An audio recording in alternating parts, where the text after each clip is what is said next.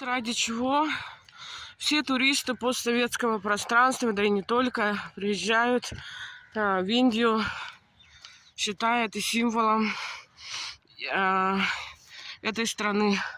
Но сами же индусы так символом Индии Тадж-Махал не считают. Знали, да? Что они считают это просто как обычный темпл. Ну, не обычный темпл, ну, очередной замок. Замков у них очень много. Так, тоже, наверное. Вообще, такой смог, густой туман. Невозможно ни посмотреть, ничего дышать. Я тут 3 часа и уже купила билеты до Дели, потому что не могу. У меня прям отравление от этих газов. Здесь очень много бедных людей именно в этом городе. Город сам просто отвратный. Вот. Очень много.